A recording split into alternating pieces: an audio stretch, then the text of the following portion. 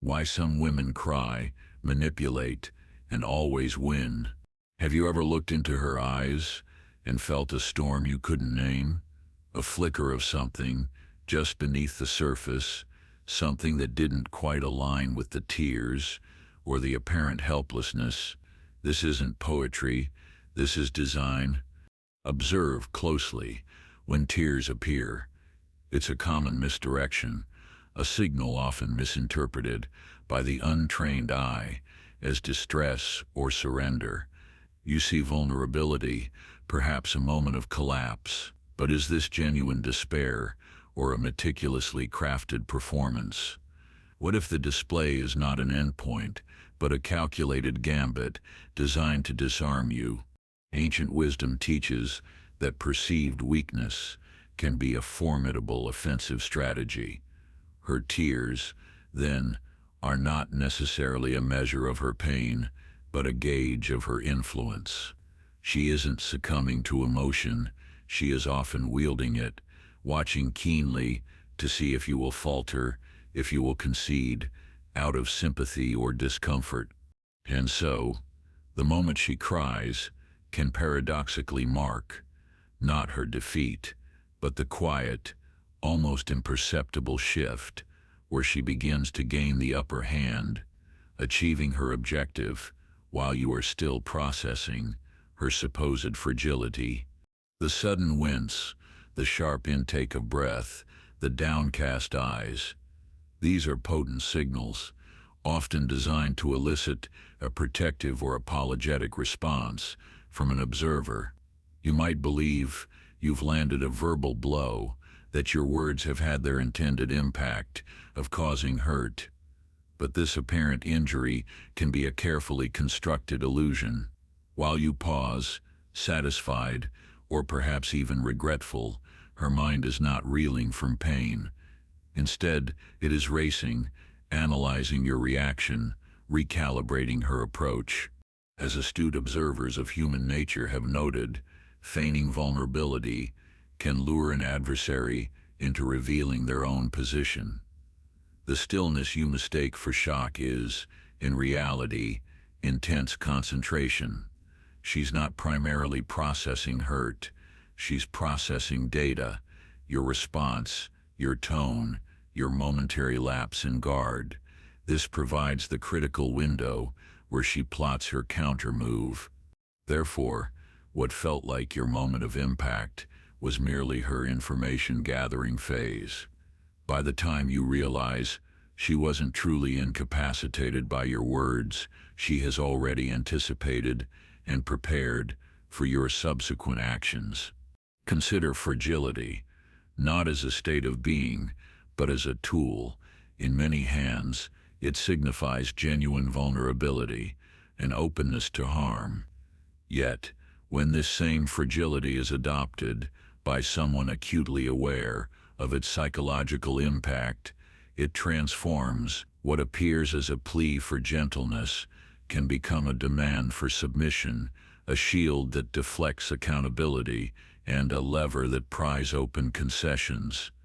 Strategic thinkers have long recognized that the most effective weapons are often those that do not appear to be weapons at all. This isn't about inherent weakness, it's about the application of perceived weakness. She understands that society is conditioned to protect the delicate, to yield to the seemingly breakable. This understanding is her power. Thus, fragility, when wielded with such knowing intent, ceases to be a passive state. It becomes an active, potent force, capable disarming stronger opponents and reshaping dynamics to her advantage. The girl who consistently plays the helpless victim is rarely as defenseless as she seems.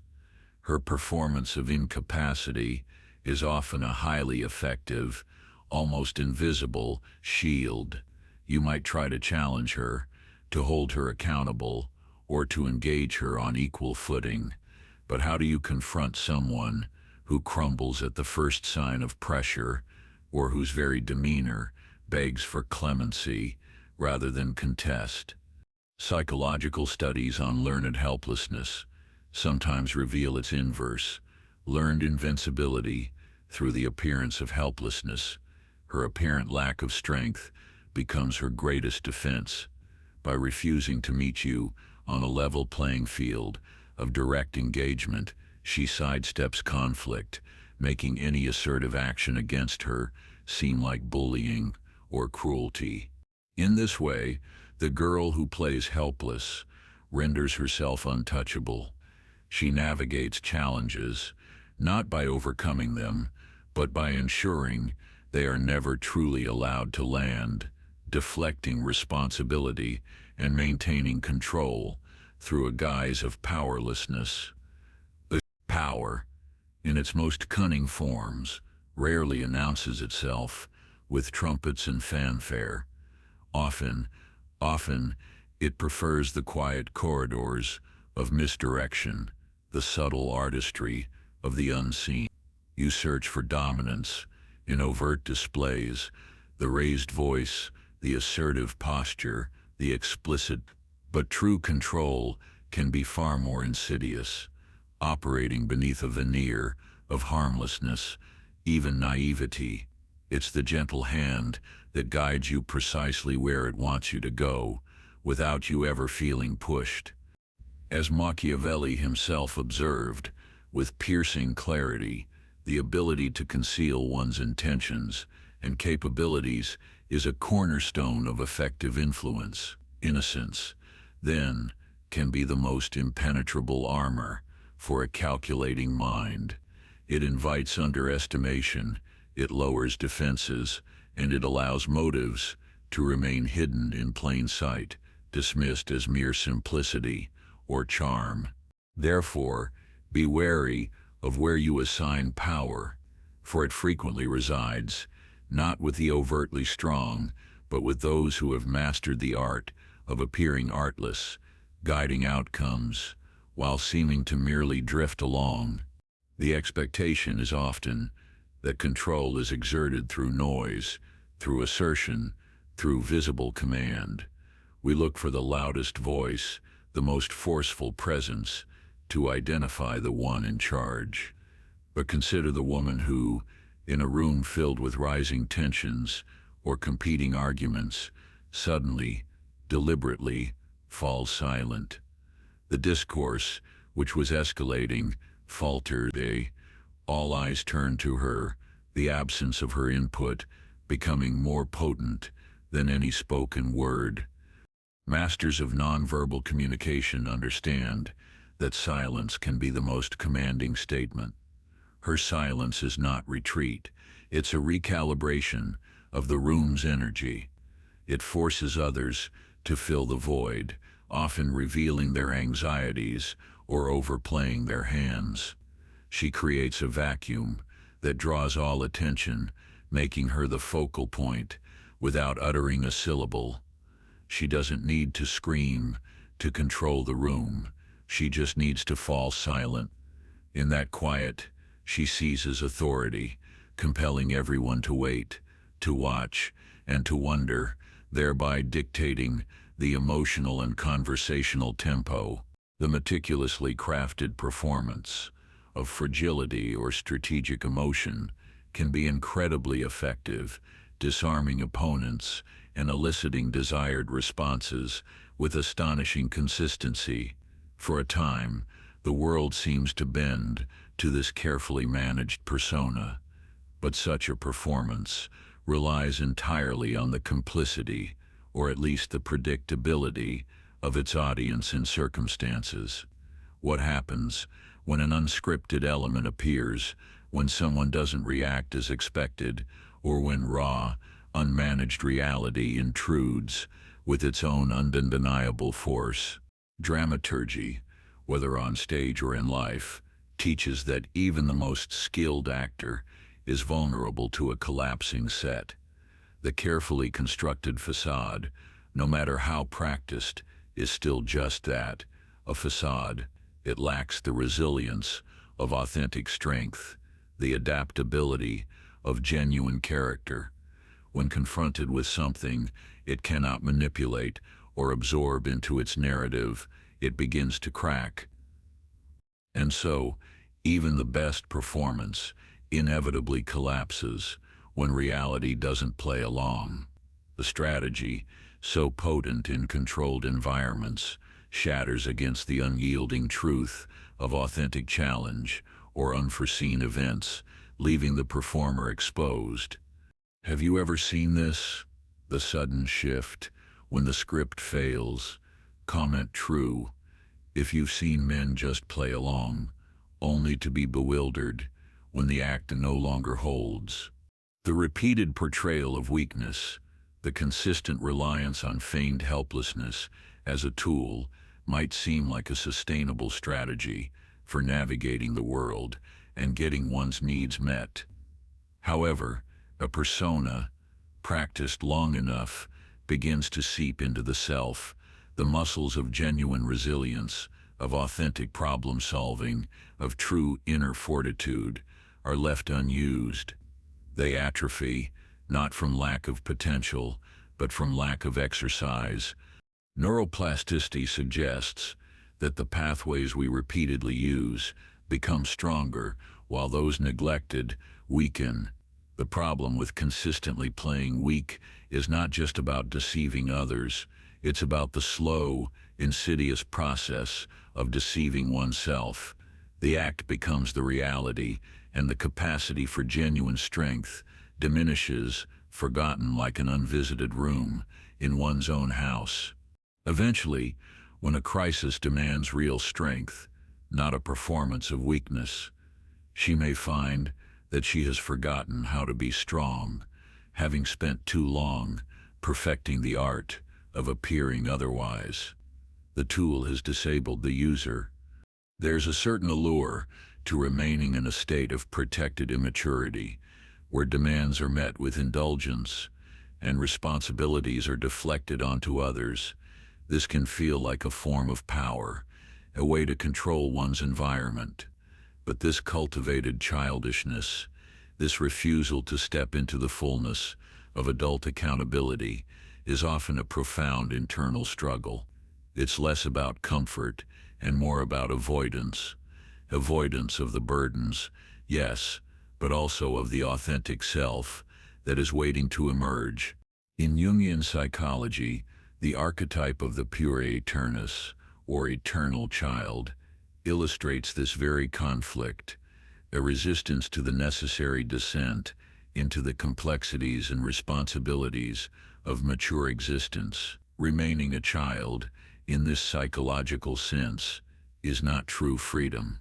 It is a form of rebellion, yes, but a rebellion against one's own potential, a flight from the challenges that forge genuine identity and strength.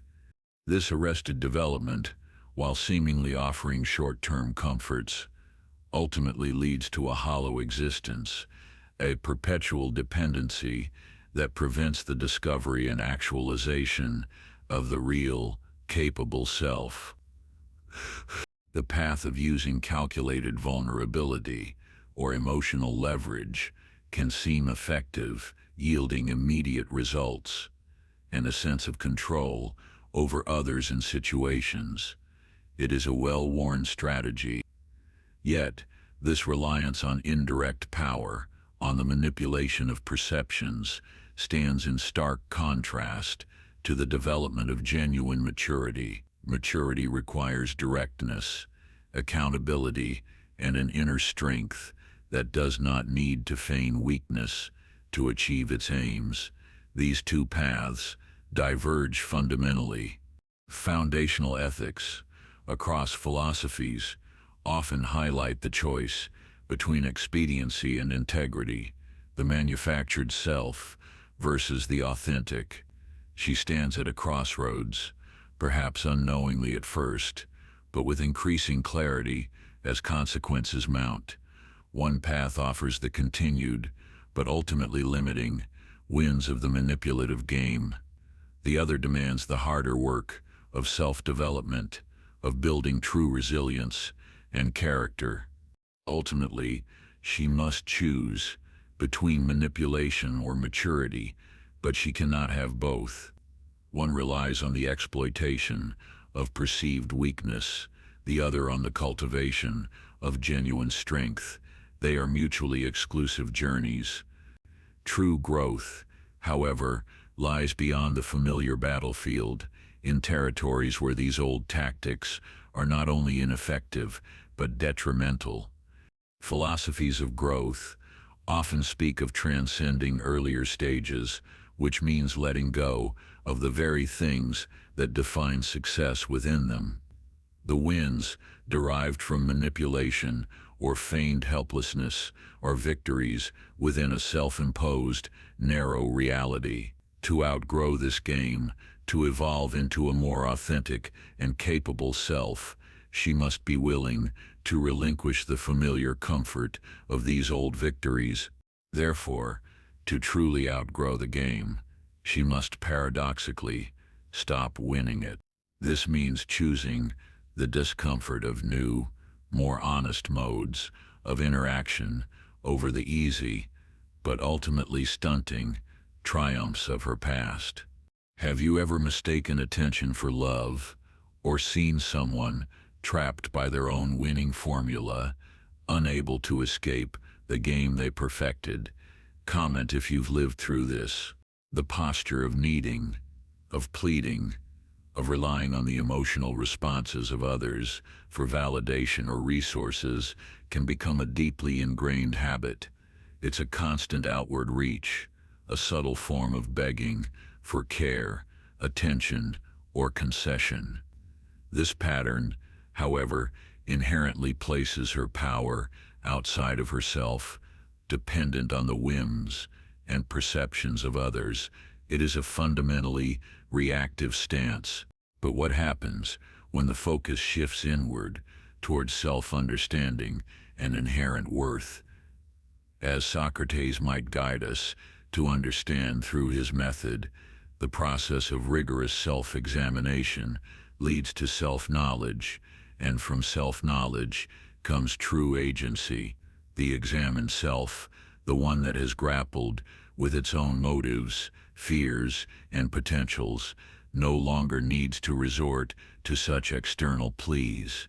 It discovers an internal wellspring of value and strength that does not require external validation to exist. Thus, the examined self doesn't beg, it reclaims its autonomy, its dignity, and its power from the external world, rooting them firmly within its own conscious, mature, and self-aware foundation. Society often conditions women to believe that their safety and value are tied to needing protection, to appearing vulnerable enough to elicit care and support from others, typically men. This is a deeply ingrained script. But what happens when a woman consciously decides to divest from this need? When she cultivates her own strength, her own resources, her own unwavering self-reliance, she steps outside that traditional dynamic of dependency. This can be profoundly unsettling to the established order. Evolutionary psychology might suggest that disrupting such core relational dynamics triggers a fundamental sense of unease or even perceived threat in those accustomed to the old patterns. For her to stop needing protection is not an act of aggression, but an act of profound self-possession.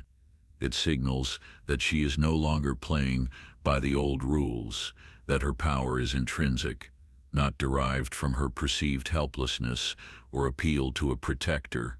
Therefore, the most dangerous thing a woman can do, dangerous to an outdated status quo, dangerous to those who relied on her needing them, is to stop needing protection. It announces her arrival as a sovereign individual. This path, from strategic tears to sovereign strength, is a profound transformation. It is the shedding of a mask to reveal the true face of power, a power that doesn't need to manipulate because it knows its own worth. It no longer begs, it reclaims. It no longer seduces, It decides. If this woke something inside you, right, I see it now. You can leave if you're comfortable in illusion, but you're not. If your pulse slowed, if your mind sharpened, then this wasn't just a video. This signal found you for a reason. Let it return. Let it echo. Let it lead.